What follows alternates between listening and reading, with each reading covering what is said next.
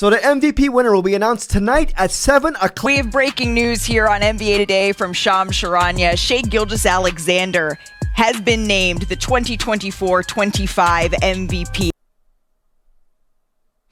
I don't get, like, you have a release show, but you're not releasing anything new. That's like driving your pregnant wife to the hospital only to see your baby already waiting for you in the lobby. I don't get, and the baby's eating a pack of Sun Chips. The baby's waiting for you. The baby has his bill for his student loans, waiting to give it to you. We have some animosity towards the voters last year and say, you know what, I'm going to show the world that I'm the greatest player in the NBA. To be honest with you, I use it as motivation. There's voters every year. That will never change.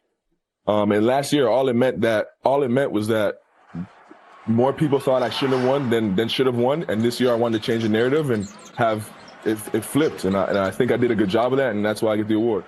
All in all, congrats to SGA and his Canadian passport. Kudos to him. He did it. SGA had a fine season, dude. As much as we all hate him right now, he had a fine season. I mean, he averaged a league best 32.7 points per game alongside 6.4 assists, 4.1 rebounds, while shooting an efficient 52% from the field, 38% from the three. He was also a standout on defense who averaged 1.7 steals and 1 block per game for a team that led the NBA in defensive rating with 106.6 points allowed per 100 possessions. He's deserving, dude. His highlights speak for itself.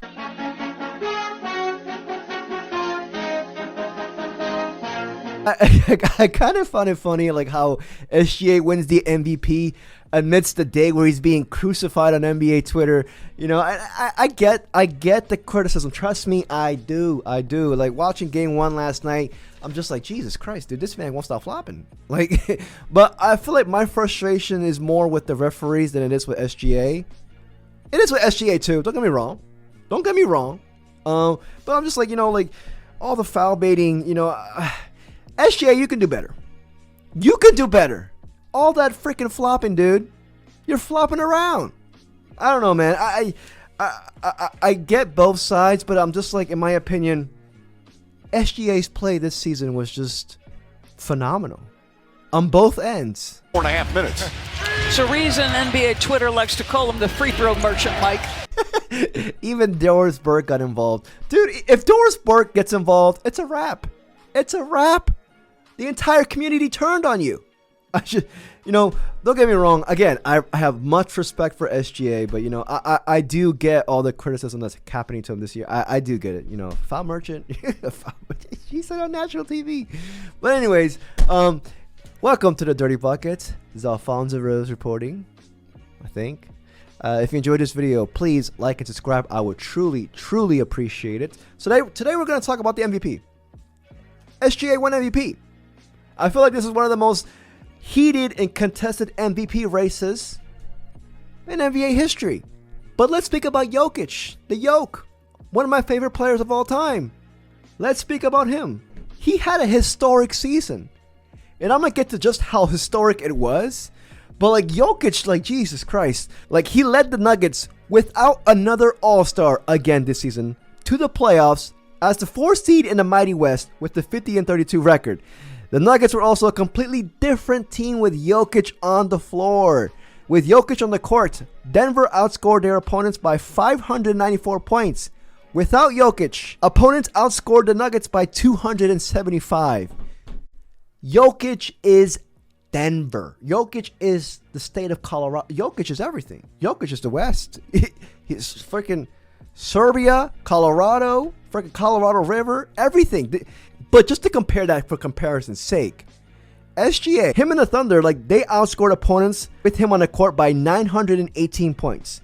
The Thunder was still better without SGA and outscored opponents by 137 points, even when he's on the bench. I feel like this is more of a circumstance situation.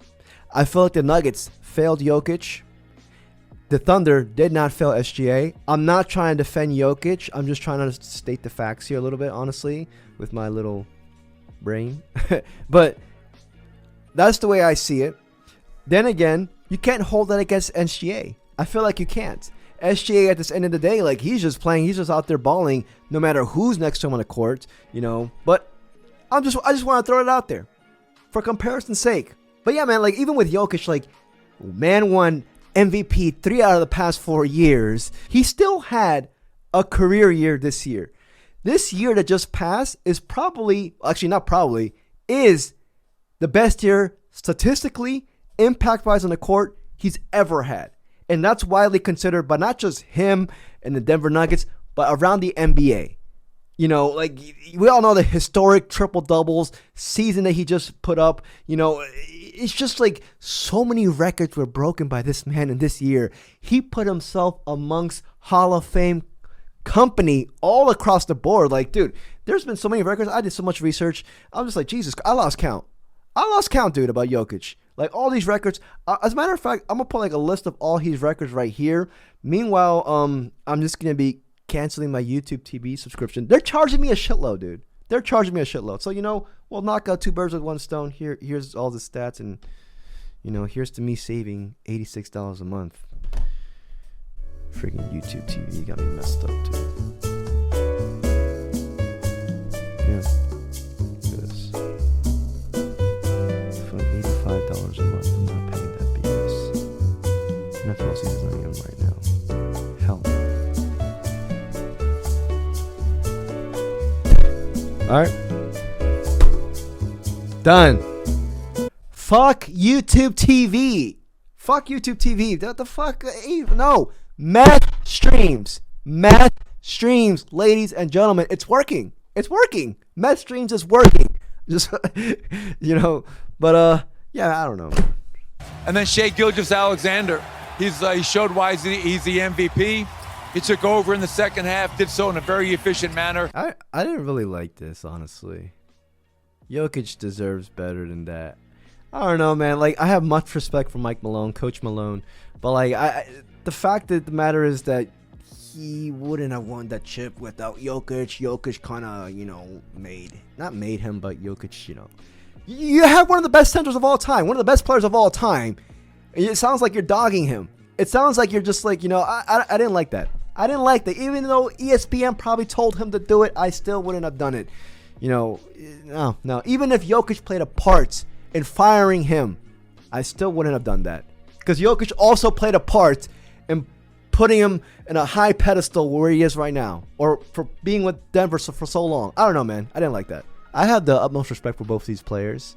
But the way I see, and I don't know, nobody cares, but like, the way I see this playing out, or like the way how I think this will be played out over the years, is that, well, Jokic this season will go down as having one of the most historic seasons of all time.